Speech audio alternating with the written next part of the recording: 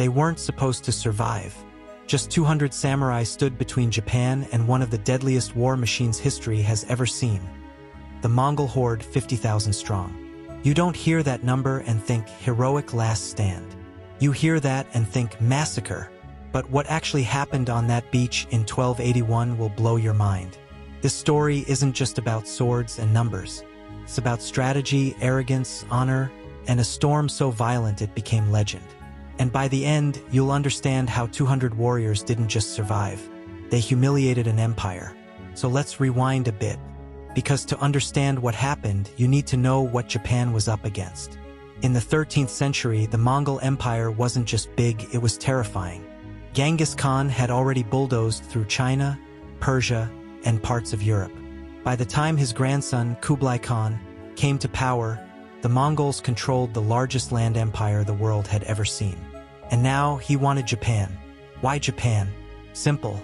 Kublai Khan had already crushed the Chinese Song dynasty and absorbed Korea. Japan was next on his list, and he didn't take no for an answer. He sent an envoy to demand submission. Japan, being Japan, basically said, "Get lost." So Kublai prepared to make an example out of them. His first attempt came in 1274. That invasion force brought over 900 ships and more than 30,000 troops, including Mongols, Chinese, and Korean soldiers. They had advanced weaponry, things like gunpowder bombs, composite bows, and tight military formations. The samurai? They were still fighting one-on-one duels with swords and arrows. Think medieval knights trying to stop tanks with spears. But something weird happened. As the Mongols landed in Hakata Bay and started tearing through coastal towns, a massive typhoon hit.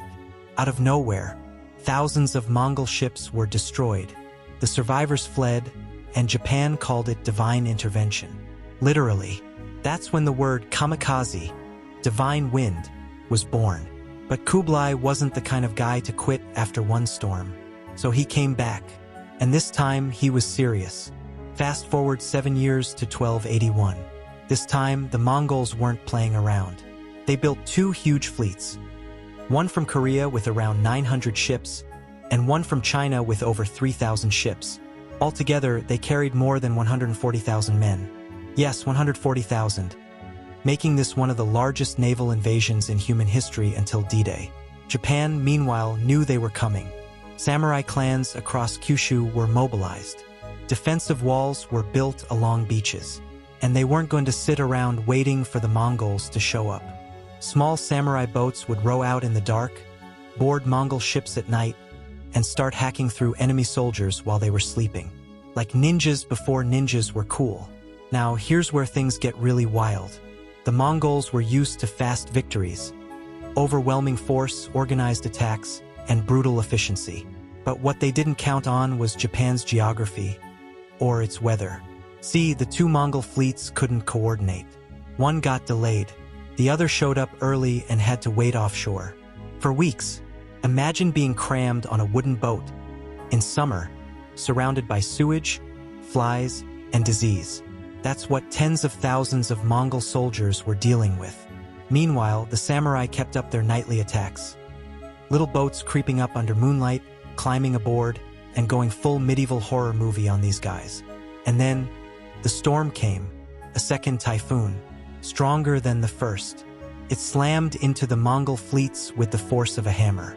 Ships were torn apart. Men were thrown into the sea. The carefully planned invasion turned into a floating graveyard. Out of the original 140,000, it's estimated that nearly 100,000 never made it home.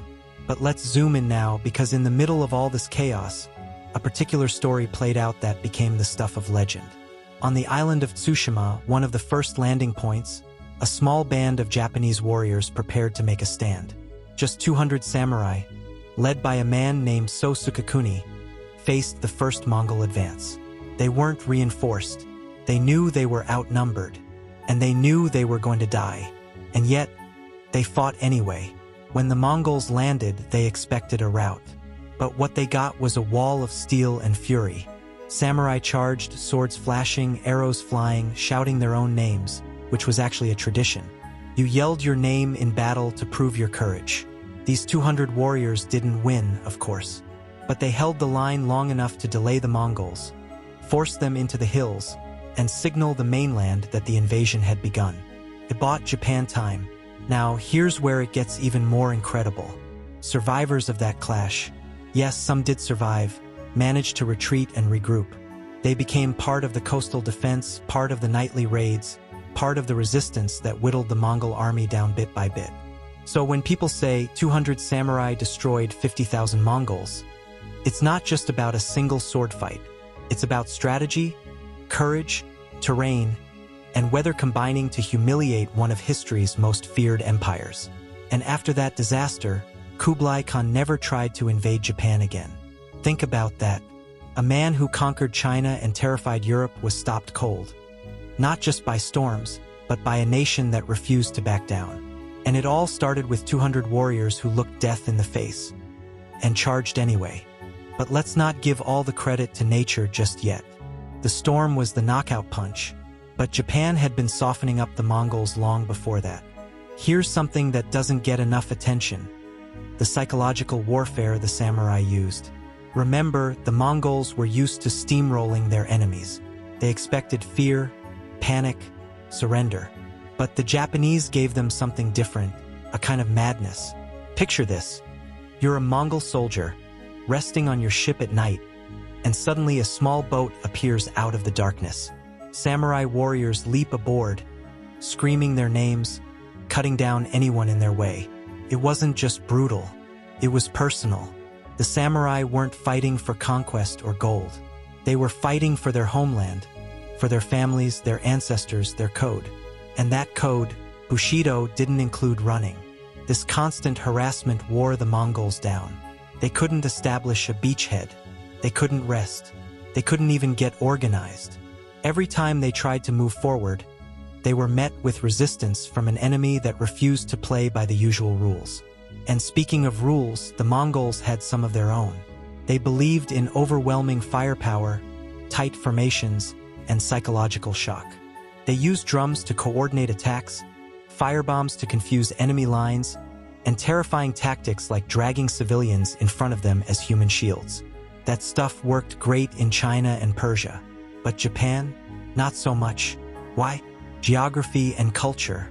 Japan wasn't a sprawling plain like the Eurasian steppe. It was rocky, hilly, and thick with forests, perfect for ambushes, the kind of place where large armies get bogged down and small units thrive. And the samurai used every inch of it. By the time the main Mongol fleet finally tried to land in Hakata Bay, the same place as the first invasion, they found it wasn't the same beach anymore.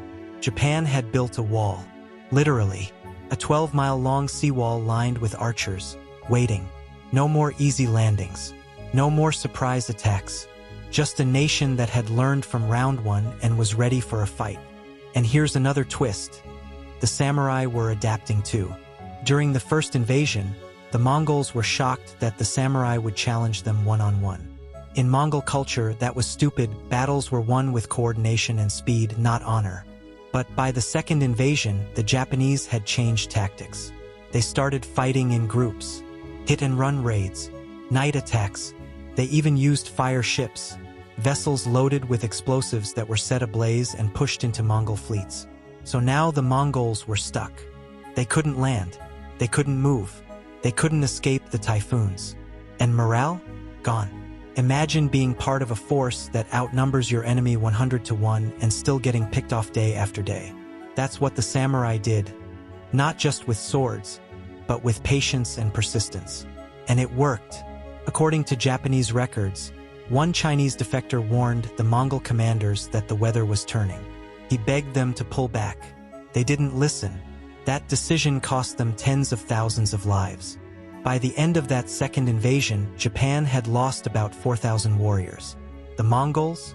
Over 100,000 dead, drowned, or missing. But even then, the story didn't end quietly. After the invasion failed, the few thousand Mongol survivors who made it to shore were hunted down. Not out of cruelty, out of fear. Japan didn't want them regrouping or sending information back to Kublai Khan. Captured Mongol, Chinese, and Korean soldiers were executed. It was brutal, but it was war. and Japan wasn't taking chances. And let's talk about Kublai Khan's reaction. He was furious, humiliated. Here was a man who had taken China, and yet he couldn't handle a few islands off the coast. He blamed his generals, executed some, and planned a third invasion, but it never happened. His empire began to unravel. Internal rebellions, economic problems, military overreach, you name it. The Mongol war machine had finally hit a wall. That wall? Built by samurai. What makes this whole story so wild is how little most people know about it. Everyone's heard of the Mongols. Most have heard of samurai. But the fact that one of the most powerful invasions in world history was stopped cold by a combination of clever defenses, dirty weather, and sheer willpower? That's the stuff of movies. And the legend of the kamikaze stuck around. Centuries later, during World War II, Japanese pilots invoked that same divine wind when they flew suicide missions. But the original kamikaze wasn't about dying to destroy. It was about refusing to lose no matter what. At the heart of it all, though, was the Bushidō spirit. Honor, loyalty, courage. That's what drove 200 warriors to stand their ground on Tsushima. That's what made a nation rally against impossible odds. And that's what ultimately turned the Mongol fleet into driftwood. So the next time someone tells you history is boring, just tell them this story. Tell them about the time 200 samurai stood on a beach, outnumbered and outgunned, and still made the greatest empire on earth turn tail and run. But here's the real kicker. This story isn't just about a bunch of guys with swords. It's a lesson in how mindset, terrain, preparation, and unity can beat brute force. Let's break that down for a second. The Mongols had more men, better weapons, and the momentum of conquering half the known world. They had terrifying battlefield experience, advanced siege tactics, and a history of leaving smoking ruins behind them. But what they didn't have was Japan's will to fight. Japan wasn't unified under a central government back then. It was still mostly divided into regions ruled by different clans. But when word of the Mongol invasion spread, those clans didn't argue. They didn't hold meetings or debate strategy. They picked up their swords and got to work. And they didn't wait to be attacked either. They went on the offensive. Samurai took small boats out every night to harass Mongol ships. They set fire to supplies. They disrupted rest. And most importantly, they never let the Mongols feel safe. Not for a single minute. That's the heart of it. This wasn't a battle of numbers. It was a battle of resolve. Now let's talk about something you won't see in textbooks. The Mongols were terrified of storms at sea. Unlike the Japanese, who were used to life along the coast and understood weather patterns, the Mongol commanders were land-based warriors. They weren't trained for sea warfare. When those clouds rolled in, it wasn't just bad luck. It was fear. Panic set in. Orders broke down. And the sea did the rest. But that typhoon wouldn't have mattered if the samurai hadn't held the line. That's what makes the story legendary. They earned that divine wind. They made it count. And if we zoom out, this was a turning point in history. The Mongols never invaded Japan again. And after that loss, their empire began to slowly crumble. Not all at once, but the cracks started showing. Failed military campaigns, rebellion, and infighting eventually pulled it apart. You could argue that the storm at Hakata Bay was the first domino. Meanwhile, in Japan, the victory became part of the national identity. The samurai weren't just soldiers anymore. They were symbols of resilience, of defiance, of honor against impossible odds. And that story has stuck around for centuries. Today, if you visit Kyushu, you can still find parts of that defensive wall. Archaeologists have even found anchors and weapons from the sunken Mongol fleet buried in the seabed. The wreckage is real. The story is real. And yet, most people outside of Japan have never heard of it. That's the power of storytelling. Some tales get passed down for generations. Others get buried. But this one deserves to be told. Because it's not just about war. It's about what people are capable of when they believe in something bigger than themselves. 200 samurai didn't change history because they had better weapons. They changed it because they had guts. Because they stood up when running made more sense. Because they believed, truly believed, that surrender wasn't an option. And sometimes that's all it takes. So next time you hear someone say, There's no way we can win this.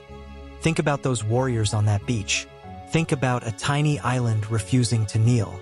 Think about a storm that showed up like it was on their side. Because sometimes history isn't made by kings or emperors. Sometimes it's made by the ones who simply refuse to back down.